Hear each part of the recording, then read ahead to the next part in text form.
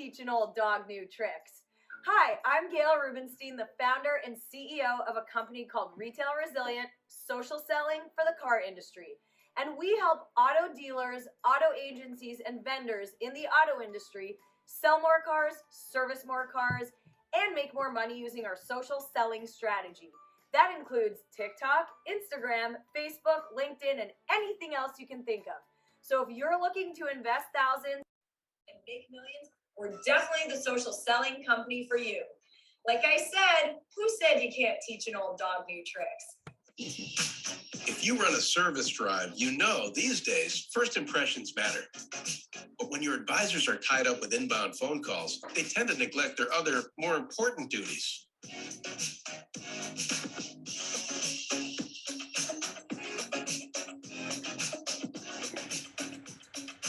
And did you know 75% of all service calls are frequently asked questions and routine requests? The average dealer misses up to 30% of inbound calls, adding up to a ton of missed service opportunity and increased customer churn. 68% of callers actually go elsewhere if they can't get through, which means you could be losing $60,000 to $70,000 every month in service revenue simply from missing calls. Introducing Brooke. Hi there. Your best service scheduling assistant. Brooke is the first intelligent digital voice assistant to answer, handle, and appoint all of your inbound service calls. Hiring Brooke means absolutely no call goes unanswered, boosting your customer satisfaction and reducing your overhead costs. And talking to Brooke is like talking to a friend. Necessary, whether to a service advisor, roadside assistance, or a live agent. And I can do it without missing a beat. You really do check all the boxes. Book with Brooke today. Everybody wants to be part of a bigger story.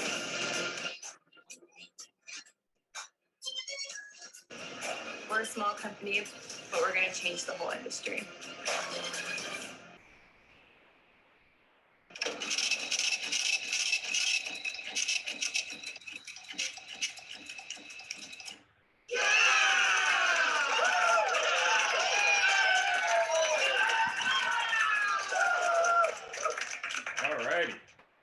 So first of all, before further ado, we're going to be on at the Poly booth at booth 7009 North at the NADA show. We're going to be, Jeff and I will be broadcasting live with our friends from Car Guys and Coffee and Strategy with Jason. If you're going to be at the show, definitely stop by. We're going to be doing a live show, so it should be very interesting. And it's at the Poly booth, which is in the North Hall, booth 709 North. So go ahead, Jeff. I'm just going to put the slides up. I always love how the fact that everybody gives their booth number and then you get there, nobody knows what the heck is going on. Just we'll walk around and see what they're near. Yeah. Who's got the biggest sign? So a special thank you to Retail Resilient, Proactive Dealer Solutions, makers of Brook.ai, Rapid Recon, and AFI F&I Lease for sponsoring the show. And we have a few books to recommend. An Insider's Guide to Buying a New or Used Car. WTF, Work the Facts from Jason Rice is on the call, and then 7 Common Sense Factors to Avoid Being a Stupid Leader by Tommy Gibbs, who unfortunately couldn't make the call. Go ahead with the disclaimer, Mr. Jeff. Good morning, everybody. And our slideshow isn't working yet, but we always post our disclaimer. And of course, the information discussed today does not necessarily reflect that of the Auto Hub show. Ian Nethercap or Jeff Polo, as I always like to say, it probably does, but we officially doesn't. You know the drill. Ian. And it's the show today is how to buy more used cars from customers. So go ahead, Jeff. Well, we have some great guests today. We have a really quite a eclectic and large group today, so it should be very interesting and very active. Whoops, first of all, I just clicked off the my thing there. So first of all, we have being very shy in the corner there is Olivier Vincent, who's the CEO and founder of AutoZen, which is helping connect dealers with private sellers in Vancouver, BC, Canada. And Olivier, are you there? I am here. Good morning. Oh, goodness, my camera is not on. I apologize. Always a good way to start. There you go. I am shy nevertheless, but that was not the cause. Well, thanks for being here. And just very briefly, let us know what AutoZen does. AutoZen is a managed marketplace connecting consumers and dealers. So we're indeed focusing on helping the consumers sell their car to a network of buyers in a better condition than a trade-in. So it's very simple. These hundreds of buyers compete so that the consumer can get at least a fair price. I'm sure we'll talk about it this morning. It's never the top price, but it's a fair price.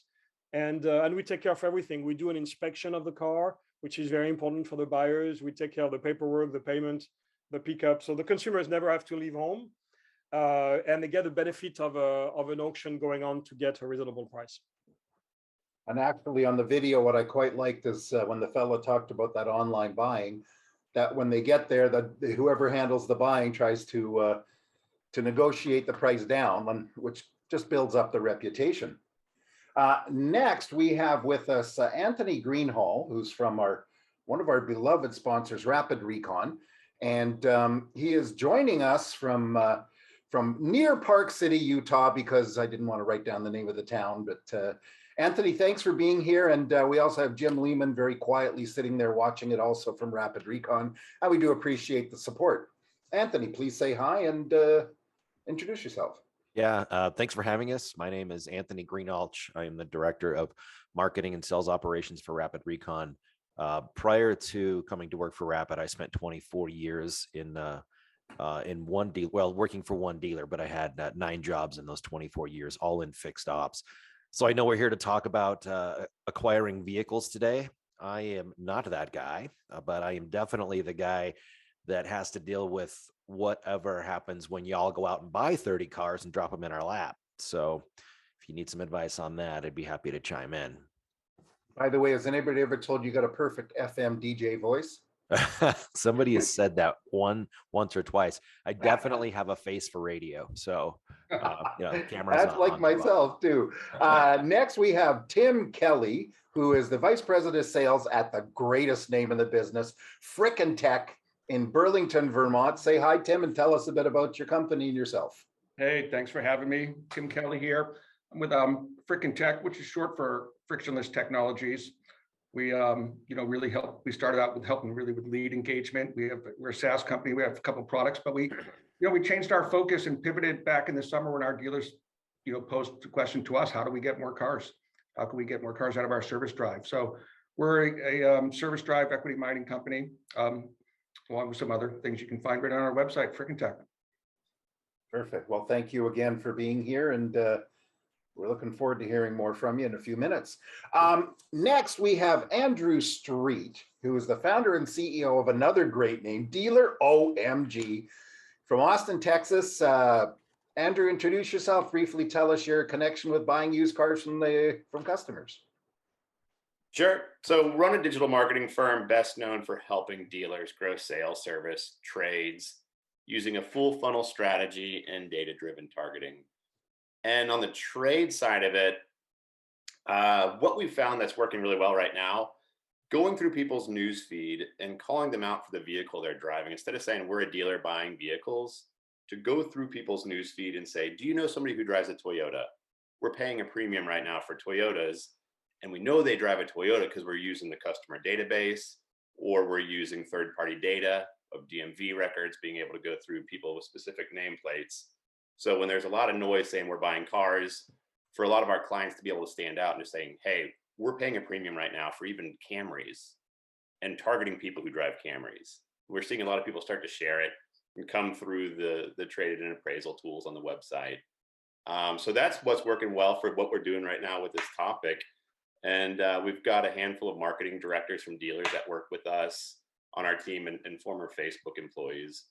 And it's interesting time in the business, but good to be here and meet you guys. Thanks for being here. And what a great way to have former Facebook employees, so they know where all the bodies are buried.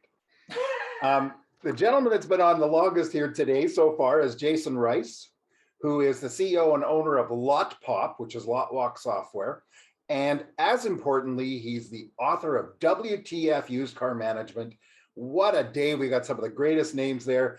From near Kansas City, because I can't pronounce Olathe, Kansas. Jason, tell us more about yourself. I'll help you there. It's Olathe. Everybody has a problem with that one. No, it's so software company, which really just established 2 years ago, but we've been around for over 8 years. Everything we used to do was on Google Sheets. But, one of the things in my career, I spent a lot of time selling cars off the internet. And I also spent a lot of times helping dealers with inventory management through an inventory management tool, as you guys may know, vAuto. So 8 years on the retail end, 8 years in the vAuto. And, what we're doing here is we're helping the used car manager kind of scale their day. They do a physical lot walk every day, making sure their holes are filled, the cars are standing tall, and the customers are being helped. That's what they go to work for every day. But to do that digitally, lot walk, it's kind of hard. You got inventory management tool that really doesn't talk about leads. You got CRM lead management tool, doesn't talk about cars. And so we're integrating that into just what we call lot walk. We look for holes in our inventory, and we try and help dealers control what they control. Example would be if your average investment's too high, higher than your goal. Okay, but what cars are higher than your goal? And of those cars, which ones are causing the problems? And then of those cars, do we have leads on them? When's the last time we contacted? Do we have switch opportunities? So our company deals with hundreds of dealers all over the country, even in Canada there. And we're doing probably anywhere from 20 to 30,000 price changes a week with our dealers. We roll up our sleeves and do that. So the fact that we can integrate leads into the system and help them with inventory management is huge. It gives them something quick and easy to do for the day, just like their physical lot walk. But as far as acquisition and stuff, obviously we kind of deal with the now that you bought it, now what's going on with it. But we also help dealerships with that acquisition, better strategy. We also have a used car 20 group, and a lot of our members within that 20 group have converted to private party acquisitions, where they've gone and bought hardly any cars private party to well over 200 a month off of private party. So we're seeing a lot of their best practices acquiring cars. Yeah, we're certainly getting inundated with ads from dealers. There's two big things they're being inundated with now. Ads for dealers saying, "We'll buy your car." Another one saying, "Order your new car today." Yeah. And last but not least, we have Ed French joining us, who is an automotive guy. That's all I can tell you. Just introduce yourself, Ed, and tell us more about it. Good morning, everyone. I'm officially the oldest guy on this call by a long shot. Been in the retail car business since 1973, so that sort of explains everything. And I'm today I have a consulting company that works with dealers across the country, putting in processes both to enhance their digital process, but also to acquire vehicles. I work with dealers across the country to put acquisition departments together, profit centering them, and then work with their managers and senior leaders to improve the process, both from an acquisition standpoint to a retail ability standpoint, and everything in between, from recon to how you actually work with the salesperson to answer the lead. So I guess to sum it up, I'm a profit enthusiast who helps dealers make more money. Terrific, great. And I do have to acknowledge, thank you so much, by the way, Ed. I do have to acknowledge Gail Rubenstein from Retail Resilient for her tremendous support of our show, and our platinum sponsor, because she's a platinum type of person. So Gail, just say hi, even though you're not an official guest, but you are more official than we are. So. Oh, hi, everyone. I know a couple of the faces on the call today, but it's really nice to see everyone today. Great, thank you so much. Ian, start it off. So without promoting your products, if applicable, directly, how can dealers buy more cars from customers? Let's start with Jason from LotPop. One of the things that we're actually just starting to dip into, and this is maybe a little forward thinking, but what I realized most of the time, if you talk to a dealership and ask them, when they actually desking deals, what percentage of those deals have a trade-in, and easily will say somewhere about 50% on average. All right. So if half the deals that we actually desk involve a trade-in, let's go back into lead management. A lot of the leads in the CRM tool don't have any information on trade-ins because, again, think about it. They're on Auto Trader or some website, and they're interested in a car. It's just asking them for their name and email address or contact information. So that lead comes in. Now, our communication happens a lot. We talk a lot with the customers, and they'll probably bring up a trade, but a lot of times that trade-in information isn't entered into the CRM. So one, That's an arm wrestle. That's what I said, forward thinking. Get these trade-in information. One of the things we're going to be tracking and dealers should be tracking is what percentage of their actual leads have trade-ins, and try to increase that number, because then you could recycle or recircle around with your follow-up with these customers. If it's not about, just like you said, order your car today or we'll buy your car. If it's not about trying to sell them, if your communication is only about trying to sell them their car, you're missing that big opportunity to acquire their trade-in. So if you can differentiate that communication sometimes within your calls and emails, and say, hey, regardless you buy a car from us, we're interested in your vehicle, and trying to capture those. I think that's one angle that a lot of dealership are missing right now. I mean, the simple stuff, service lane, trying to track customers off of Facebook Marketplace and stuff. Everybody's doing that battle. But we always, again, try to focus on what they could control. And they got a lot of data, a lot of customers there. You already know the year, make, model of the vehicle they're interested on your end, and you should know their trade-in. And again, half your leads should have that information. Appreciate that. Olivier, what do you think? So, yeah, I would want to look at it from a slightly different angle, which is more the psychology of the consumer, right? We notice there is a very different mode, literally a shift in the mind of the consumer on whether they're in a trading mode or whether they are in I'm going to sell my car on my own mode. And obviously, other than we're focusing more on the consumer that I want to sell my car on my own. And that psychological mode is profoundly different. A lot of it is good. They don't want to have to deal with too much of the haggle. They don't want anybody beating them up on their head on all the issues on their car. So they start with a lot of goals on how they're going to sell their car differently. Usually they have the wrong expectations on the valuation of the car, right? They went online, they went on Auto Trader, they went on other platform, and then they noticed what the value of their car is. But unfortunately, they probably picked up the highest value, which is a car sold by a dealer, same model, same year, but it's coming with a full series of warranties and reconditioning. And so in their mind, that's the value of their car. And so you're dealing with a very different client when it comes to bringing more of these consumer cars. So if it's not in a trading mode, I think it's important. I think the dealers, first of all, understand that these consumers come from a very different place and will need to be handled differently if they want to be able to access their car.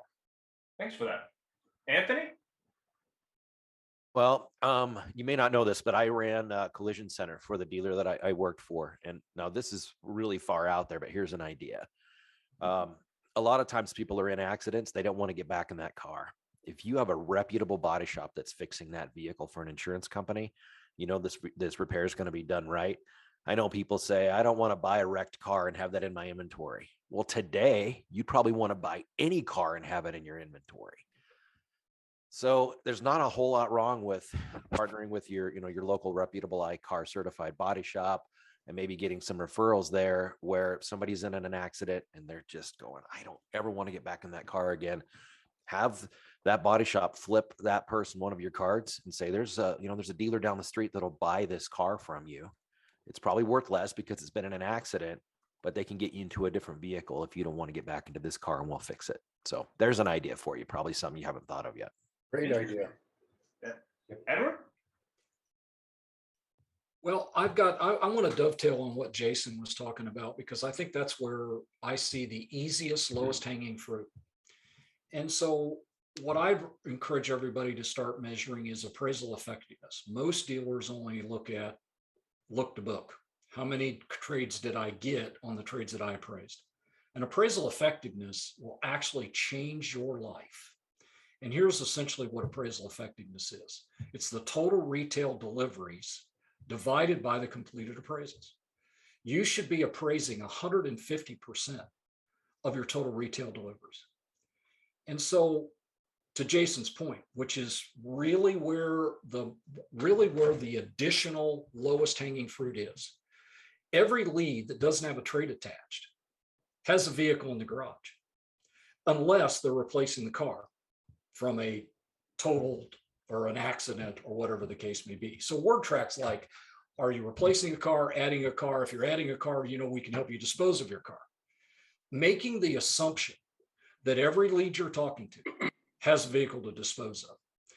And if you start measuring appraisal effectiveness, giving some hope for gain, and that's where I see the another large opportunity. We don't, as dealers, think about it like we're gonna give you a number and then we're gonna try to pencil you on the other side of it. You have to give everybody a hope for gain with a sight unseen process.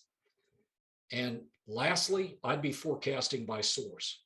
I want to buy some cars. That's what I hear from every dealer, but they don't really succinctly forecast by the source that it's coming from. You know, they forecast every department in the dealership: parts, service, F&I, new car sales, used car sales, but they don't forecast acquisition. They go, hey, we just need to buy some cars.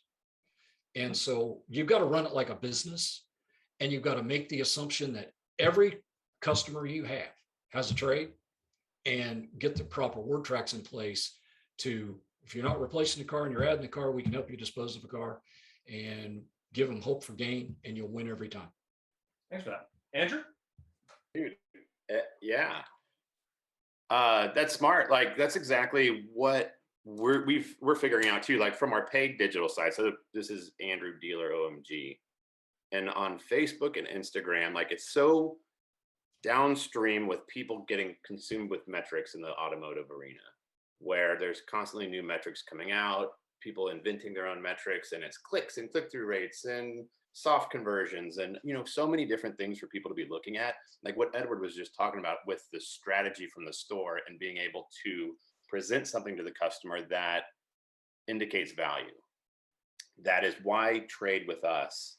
And instead of us being an us too dealership, and we're competing with everybody else in the market as well as the online marketplaces, and just saying, we buy cars, we need to buy cars.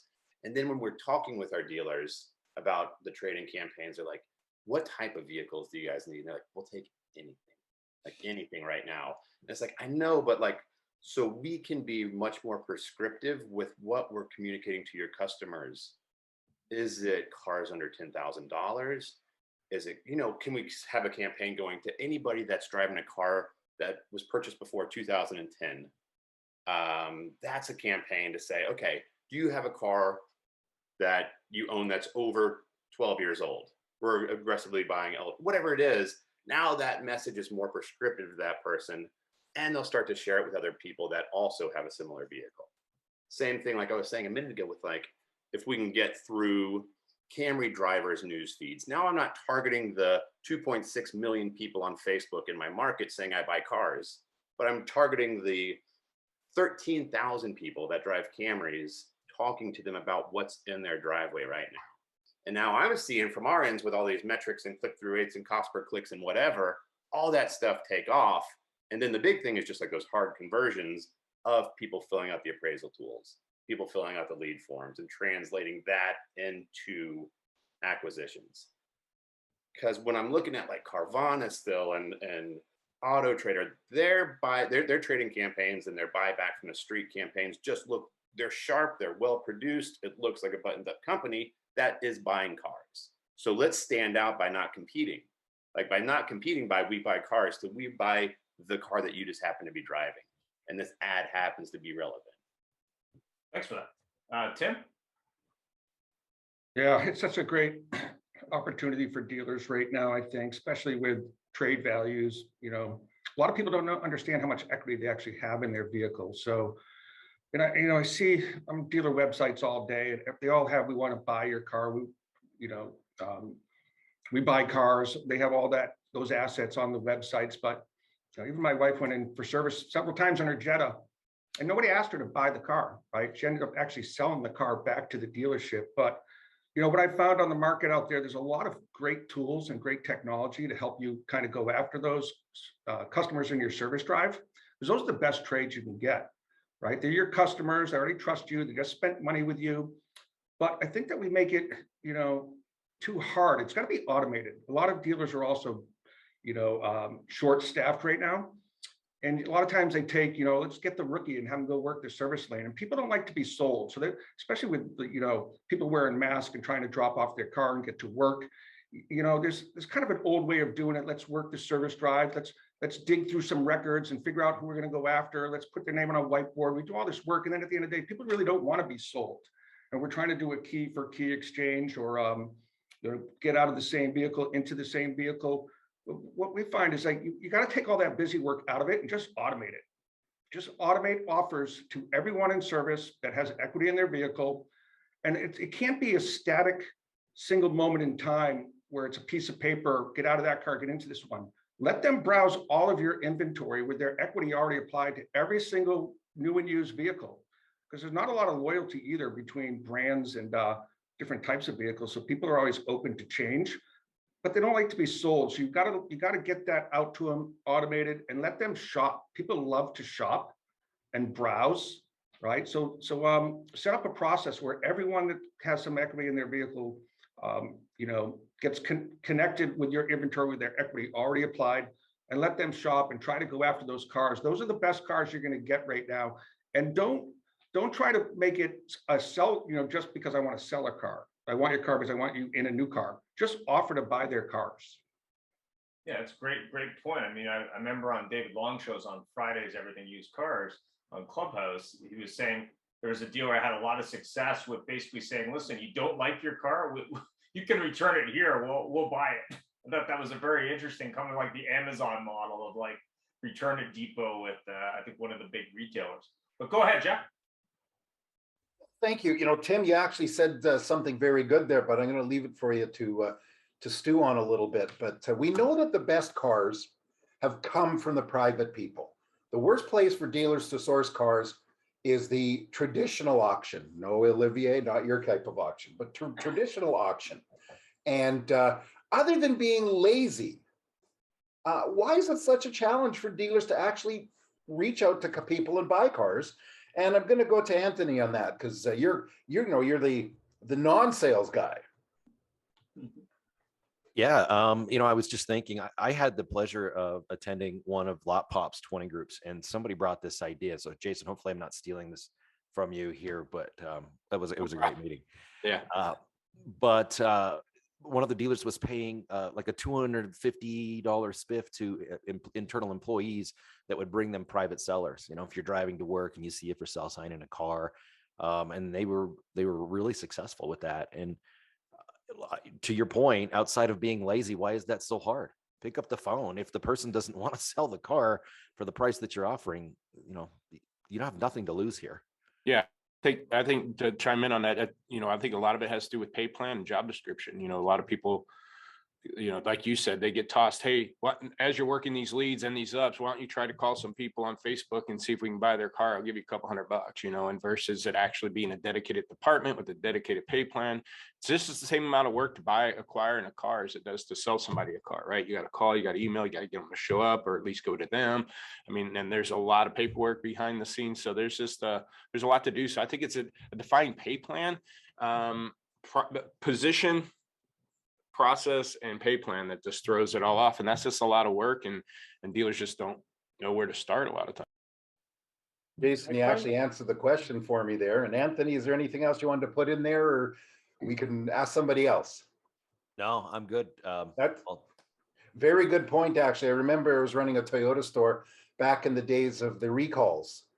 And I tried to send salespeople down to stand in service of people coming in with their cars and recalls. And boy, it was like pulling teeth until one guy went down and started selling cars like crazy. So it was very interesting. Moving right along, Ed, we'll hit you up with this question now. Other than being lazy, why is it such a challenge? Because dealers don't profit center it. It's simple as this. Until you begin to profit center your acquisition department, it will always be an afterthought. And so you have to look at it just like dealers look at their financial statement. You got a new car department and a used car department and a service department and a parts department and a collision center if you have one. The smart dealers are creating a department, profit centering it, putting expenses to it, having a leader. To Jason's point, comp plans. Comp plans should be based on a sliding scale of low market day supply vehicles pay the highest, and a buy everything mentality. Frankly, you've got to combine it with, I'm going to buy everything, and then creating a wholesale business model and a retail business model from the ones that I acquire. But simply stated, We don't treat acquisition like the rest of the big departments. We treat it like it's a stepchild. And having had a few stepkids in my life, that sometimes they don't get treated as well. And the punchline is simple.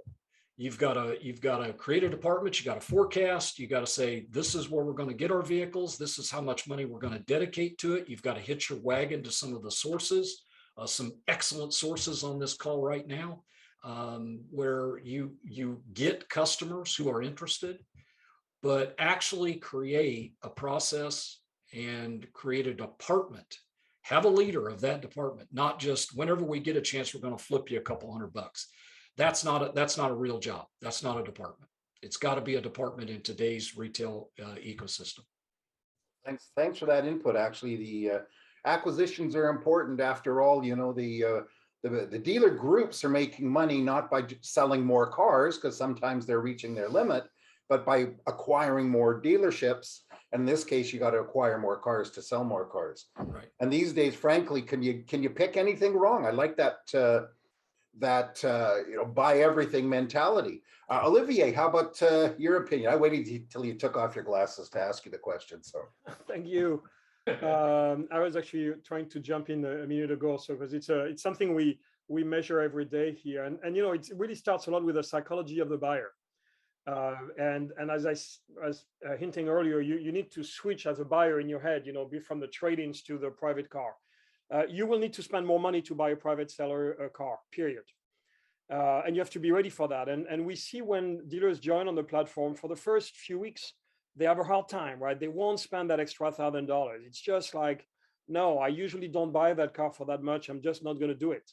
And then, but they start to see other dealers buying it at that price, and then these cars sell. And so it's interesting to notice that after these few weeks, they start to buy these cars and understand they're going to have to spend that extra maybe 2, 3, 4, 5% for the car, but they realize that these cars shouldn't be applied the standard, you know, KPIs of all their used model. The reconditioning cost is usually a lot lower because indeed that private consumer car may be in a very good condition. It's not a car coming from a trade wave auction. It's a quality car.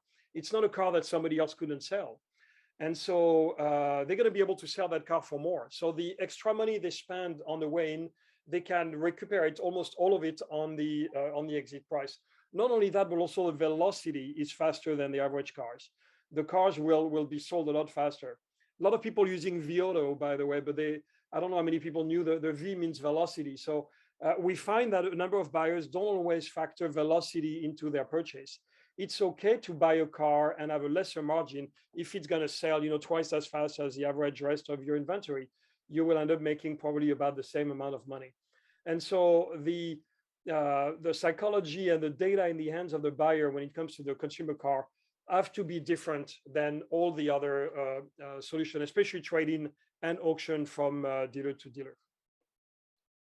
terrific. That's a very good point. And there's actually a question here from Jim, who just said, are dealers acquiring lower condition cars, grades 4 and 5, or so, and or how are they profiting on them when retailed? So Tim, because I've been making you wait a long time, even though I used your idea, I'm going to ask you to answer Jim's question, then we'll go back to our question.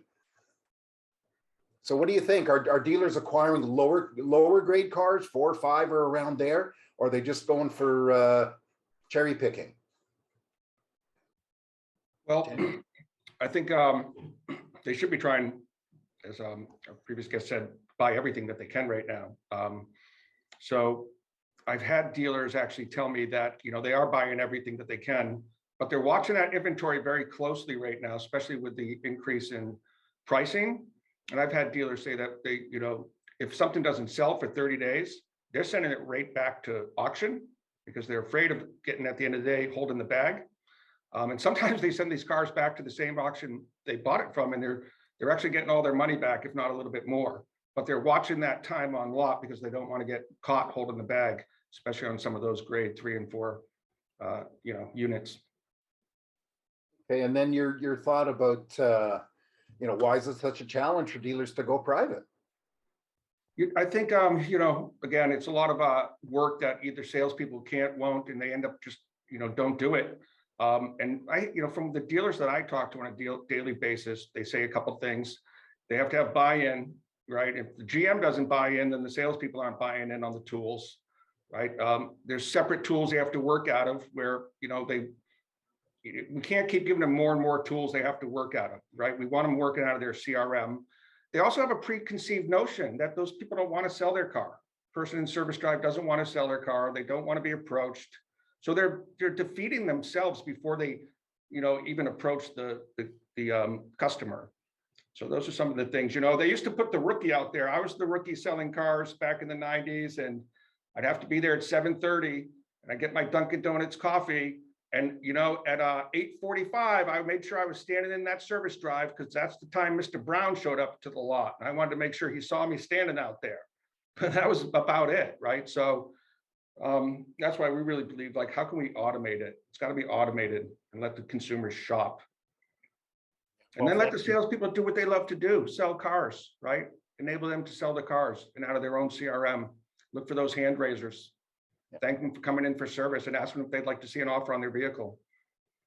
And right now that's a very good point because as Ed said, we're low on staff and the business is good and there's not a lot of cars and they want to focus their attention on low-hanging fruit, which is going back to the laziness. And finally, Andrew, I've been leaving you sitting there all alone wondering what's going on. So what's your opinion on this? Is it just laziness or what else? It's a lot of it. Like like going through like the lead form for Carvana, for even ACV. Like there's a lot of companies that are, as soon as I fill out that form just to test it out, somebody's hitting me up. I'm not just getting that fair appraisal value and then trying to figure out how to get in touch with the dealer. Like it's super quick. So like a lot of the clients that we're working with doing trade-in campaigns before you should launch them is like just have people on our team that goes through the process and just like, yes, we can start doing it and just get the branding and the messaging out that you're trying to buy these types of vehicles. But for us to really turn on a lead generating machine, here's what's happened to us in the past going through your processes. I'm not here to train you guys on how to do better at it, but just know we're up against stiff competition of people who are going to follow up quickly. And it's like a lot of people here on this call can solve the other part of the equation that we're not solving and helping the dealer have that hit their CRM, have it be nurtured in a different way than falling into sales hands. Maybe having somebody who is overseeing acquisition leads exclusively and having those conversations and outreach and, even going out to customers' driveways and giving them the appraisal. So that's where it starts. Like a lot of people want to just, he'll hear us talk about the conquest campaigns and targeting the dealer's database that's working well for trades, and they want to get started, but that's oftentimes not the first step. That's a good way to start spending money, and it's great for us to start running ads for them, but a lot of times let's get a couple of foundational things set up with the sales team, with the lead generation, with the way that they're working those leads before we flip the switch on. That brings up a thought. I was on this call last week and they were talking about obviously the recent acquisition of Carvana Videssa, but they were talking about competing with Carvana and in some cases that customer isn't getting a check fast enough. So their angle was, well, if you show up to sell us your car, we'll make sure you get a check in 30 minutes or less, kind of similar to an oil change thought. And I thought that was a really interesting competitive analysis for basically saying, listen, like, even if we're paying the same money, you don't have to wait, we'll get you the check. So I thought that was really interesting, but I think you're 100% right there that it's great to do the advertising and have the leads, but how are you handling those leads? Like, are you training the salespeople to do that and what's their process? So I got a question. If I were a dealer looking to start on this right now, while on a budget, what's your recommendation of a best process to use in order to buy from the public? And I guess we'll start with where we left off. So what do you think? I mean, you know the advertising piece, but how would you start? The cheapest and most effective way is going to be obviously to tap into your CRM and do a little bit of equity mining. It's not new, but a lot of people just haven't really deployed it. It's easy to get that data of who's in equity in your customer database, but that is a gold mine for us. Because say that's 2,000 people who are in positive equity, and if it costs $10 to reach 1,000 people through paid ads on Facebook, that's going to be a $20 campaign to reach them one time. And you want to get them 10 times. Okay, now we spend $2,000. That's not a lot of money for an advertising campaign for a car dealer. Problem right now, Andrew, is everybody's in positive equity. Yeah. So it might be a bigger audience now. So we might shell out a little bit more. But these are customers who know who my dealership is. They've shopped with us before. We're going to be able to get in front of them and not have to introduce our dealership. They know who we are. They've been paying us. We know who they are because they bought from us. That's where I'd start. And then like the second one could be just a true conquest campaign of suppressing that audience to be like, okay, we're not going to get in front of anybody who's bought from us in the past. We'll get in front of everybody in the market who drives our nameplates, buying DMV records, or even going to IHS Market or Oracle or Polk, to be able to get that data is pretty accessible now for dealers to be able to run super true conquest campaigns, pull them into the trade, or even get them into the service department. And while they're there, you guys do your magic on getting their vehicle appraised and talking to them about trading up. Cool. So that's where I'd start. And then budgets range from, like 200 to 5,000 for an individual rooftop, depending how big the audience is. Thanks for that. Olivier, what do you think? It's a hard question indeed, because these private sellers cars are a very different world, and they usually are there for a reason, and these reasons sometimes include not wanting to talk to a dealer. And so you're going to have to climb that mountain. You're going to have to take that wall down. And but there are, I think, some easy steps. They're working with us is a good one, but more we're not everywhere. But I find so many dealers who just don't say it on their main page. We buy cars. Just put it up. We buy cars. You don't need to want to buy a car from me for me to want to buy your car. So I would probably say start there, and then there is that direct approach. The difficulty is, I think somebody earlier mentioned that, consumers nowadays don't want to be sold. And so if you listed your car privately and you get called from dealers, you hate it. And today, as a private seller, more than half of the calls you're getting are from dealers trying to buy your car. So you could want to get into that fray, but it's a difficult one, right? You got to find a lot of barriers. People are going to hang up on you right away. So you may want to have a specialized salesperson that tries that. Yes, it shouldn't be the rookie. It's a harder sell than any others.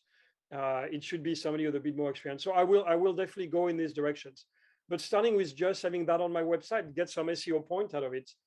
I'm buying cars. Talk to us. Hey, I have a thought. Go ahead. I keep hearing all these esteemed gentlemen say, the dealer. Well, as far as I know, I don't know too many car dealers that are on the phone themselves. It's their employees. So let's go back to the same thing I teach in my sales training classes, that it's all about prospecting. How about the salespeople reaching out to the people that they know and love and go to school with, and synagogue and temple and mosque and churches, and just say, listen, we've got incredible deals and your car's beautiful. Even if their doors are falling off, your car's beautiful. There's never been a better time. Do you think you'd have some interest if we could really get you a lot of money for your car? What's wrong with asking? Larry, what you're really telling us is they should go to the parking lot and put a card under the window that says, God said you should sell me your car. It's so funny. God and I have the same cell number, so that would work out perfect. Perfect. I love it. Half of the people probably that are in your service drive probably didn't buy the vehicle from you, right? So there's a lot of conquest that's right there. They service with you, they trust you, but they didn't buy it from you. And I think Jason said it, a lot of the CRM's missing information when it comes to the trade. And what we feel is the RO is probably at any given point, like the most accurate information that you have. You have their contact information, you have their year, make, model, you have their zip code, you have their mileage, right? So that's some really great information right there. And that's why, I think dealers, what they really also should focus on right now is if you want to start right now is start making sure you're collecting cell numbers and email addresses and automate to everyone that comes into service. Thank you for coming into service. Would you like to see an offer on your vehicle? Right? If you can automate that in a text to everyone that comes in for service, right? And then just have a process for your sales team to follow up with those leads. Make sure they're trained and make sure they've got the tools necessary. Hopefully they can work out of their CRM and just connect with all those customers. They've just spent money with you. But it's amazing how many dealers aren't collecting the cell numbers and the email addresses. Even it's unbelievable. It's 2022. So that's a good place to start is in the service drive and make sure you're getting all that customer information. Exactly. Gail, you have a comment on how to approach women to buy their car? No, I wrote in the chat, I said, I feel like I'm in the boys club today. Where are the ladies at? Because we usually have like a few women on the show. But yeah, women, it is interesting because if I walked up to like 10 women right now and told them to trade in their cars, they probably would, because I'm a woman. They like me, trust me, believe me, and I'm in the car business. And if I'm like, oh, now's the time, they literally, my friends probably all would. And I don't know if that's the same reaction that other people get when they're prospecting, but I don't know who that man was. I forget his name that said, why don't you go to church and synagogue and talk to your friends and all that? Feldman. Right. But like, I don't know. I've had so many ladies, like they saw I traded in my Wrangler for another Wrangler, like a lease for another lease, because I had 10 grand in equity in a lease, which is like unheard of. And so all these women friends of mine were like, oh my God, how did you do that? Can you get me a new car? So I don't know. Anyway, so that was in the chat. I wrote, where are the ladies at today? So it might be a good idea to get a referral from your customer, maybe? What a novel idea. What a novel idea. Who do you know who's looking to maybe take advantage of the current situation? I 100% agree. Yeah. Edward, what do you think? I'm going to give you all an idea that doesn't cost you a dime. Get better at your sight unseen trade appraisal process. As I travel across the country and as I work with dealers, looking at their V-Auto, look to book ratios and all the things that they normally look at, it's the number one opportunity that I see. Because most dealers, frankly, don't treat a sight unseen trade appraisal like it's the best lead they ever had. You know, if you treated those like that it was a 850 credit score with $10,000 worth of equity, and the kids were in the waiting room, and dad's got the trade title sticking out of his pocket, and they're ready to buy all the finance products, we'd have a heck of a lot less reliance upon going out and sourcing strangers. You know, a sight unseen trade appraisal is already connected with your store at some level somewhere. So if you get really good at the sight unseen trade appraisal process and creating some sort of hope for gain, as opposed to, we can't tell you, you got to bring it in or back it up to the phone and rev it up and I'll tell you what it's worth. We've got to get better there before we get good at any of the other structures. I was going to say, I wanted to add to Edward's comment. I have a dealer group that I work with right now in Florida that does their virtual trade appraisals. They book appointments where the customer FaceTimes them, and they do an actual appraisal through a virtual walk around. So just like the salesperson does one for them, the customer does one back to them in return. Yeah. So if you're going to give a walk around, you're now going to receive a walk around from the trade appraisal side. It's pretty cool, actually. Best in class idea right there. Yep. Yeah. Jason, thanks for that. Me? Yeah. You know, again, outside the box thinking here a little bit. I've yet to have dealers do this because, you know, everybody's work the service lane, work the private seller. A couple things I've pushed out to our dealers is, you know, you're part, what you want to be is part of the community, obviously, and help consumers. And when you do that, you're going to earn business. So I think not hitting up all these private sellers to try to sell their cars, but maybe help them. All those people that come in that got a trade appraisal, but saying, hey, I'm going to try to go ahead and sell it myself, or maybe the people have it listed online. A couple things, you know, maybe reach out to people you might tell them, hey, we think your car might be priced too cheap. Matter of fact, we think you can probably get another 500 or 1,000 more. Let us help you list your vehicle. If you bring it into our dealership, we'll do your photos for you. We'll help you with description and come up with a good market competitive price. And we'll help you sell your car. Matter of fact, if you do find a buyer, you can meet them here at our dealership, better than meeting them at the Walmart parking lot. Matter of fact, we might even be able to help you line up financing, because I sell all my cars myself, and I've had a lot of times, hey, do you do financing? I'm like, no, I'm just a private seller. Where am I? I'm not a bank. But if I had a dealership that I was partnered up with, I can say no. But, if you want to fill out this app, I work with so-and-so, whatever store, and they can probably get you approved on this. And, I know there's some back end logistics on some of that stuff as far as does the dealer have to buy, but if they can just help the buyer's order and the odometer disclosure form and what the customer might need to help them sell that car. And I think in the long run, as you follow up those people, see if they got a chance to sell it or not, and you're going to get them back. And or once you actually help them do that, I think they're going to refer their friends and other people in the market. Again, it's a little far-fetched idea, but I think it's just another approach that dealers become part of their community, try to help them people out, not just trying to sell them something. Thanks for that, Jeff. We're getting close on time. Any final thoughts? Any final questions? It's very interesting because we're talking about all these things. We're talking about all these great ideas, but it still goes back to the good old-fashioned days of somebody reaching out to somebody and helping them sell their car to a dealer and avoid all the trouble.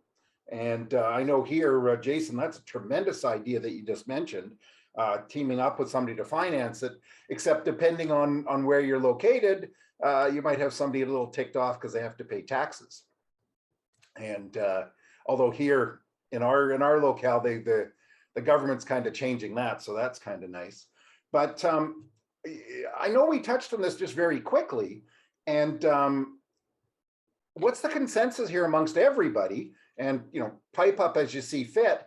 Is should a designated individual, and I know, Ed, exactly what you're going to say because I know you're on it, but should this be a designated individual that does this? Should it be salespeople on their own saying, you know what, I'm going to show these guys I need to make money? Something's got to happen, because right now the managers aren't going to do it. I put it in the question, should it be a manager? Unless there's a manager of a department, or I know the old days when they used to hire a buyer that would go to the auction and then they'd make little side deals, which we won't talk about. But what do you think is like, so let's just do a consensus. How many people think it should be a designated department? I know Ed, Jason, yeah. What about it? Tim, yeah. Like it. What about an individual? Gail's on a department too, because Gail knows it. She'll teach you how, by the way, she'll teach your salespeople how to do TikToks to buy cars. Yep, absolutely. Exactly. I'm teaching them to dance. Larry will actually go with Gail and teach him to dance. Anybody think it should be a salesperson? What should it be? Wait, do we stick with the dancing thing? That might have made this whole show pop. Hey, I could teach you guys all a virtual TikTok if you want. I think we're going to have to do a show about TikTok, and then we'll get Ian and I, and maybe we'll do that from Vegas and get a couple of local people to stand behind us and do it too. So all kidding aside, the team thing is, I'm okay with it if everybody's on the team. I don't care if it's the guy that's sweeping up the service lane. Everybody should be, just like everybody should help your prospect to sell cars. Everybody should help your prospect to buy cars. But, and also, to the point, Ed brought up earlier, this has got to be a whole different division, right? It should be a different business model and wholesale. And Ed, you can attest to this. It used to be if we made a profit on wholesale, it was kind of shame on us. Maybe we're missing opportunities and missing deals. Well, now it's a whole new revenue source, and you should hit that. It should be a department that's buying cars, irregardless of, oh, this car wouldn't be right for my lot, or this car is this or that. You know what? Who cares? Buy the car, acquire it, wholesale the dang thing, and try to make money on it that way and have nothing to do with it. So it should be its whole division, its whole business model. That then requires a dedicated team to take that approach. Because you get a salesman involved, they're going to say, well, how can I sell it? Where can I make, how can I retail it? And it's not about the retail. It could be the wholesale opportunity. It could be the service opportunity. There's a little bit of work to do. I'll do the work and then I'll go wholesale it and get some money on my service end and stuff. Buying a car with a multifaceted exit strategy. There's a lot of independent people out there that are just buying cars from the private and running them through the auction now. Somebody's going to pay money. I mean, that's what they're good at, and that's probably why a big thing about buying Odessa. Yeah. Well, of course, here now, because we got the American dollar worth so much more than the Canadian, they're still buying them private, auctioning them to Americans. So they're winning on both sides of the coin. Ian, I'll leave you to close off the show. We're almost out of time. Before I turn it over to Ian, thank you all very much. We got some new people to the show, and you've added some great stuff to us, and we appreciate it. And those of you that are going to be in NADA, we're looking forward to meeting you. And I said to Ian the other day, we're going to discover that some people are more than 4 inches tall. Yeah, thanks very much, everybody. David Long couldn't make it. He's sorry about that. If you are a used car person, definitely check out everything used cars, all things used cars on Fridays on Clubhouse. I know Jason and a bunch of other people are on it. And of course, definitely feel free to stop by the Poly booth in Vegas, dealer policy. And I'll also be at the NAVDAT booth next to Tachyon at the show. Thanks very much. Have yourself. I'll be walking around cornering people for interviews. And Jeff's going to be roving with the 4K camera, so feel free to do some interviews. We'll be posting all week. Have yourself a great day. Any other final thoughts? Ian, Jeff, thanks for putting this together for our community.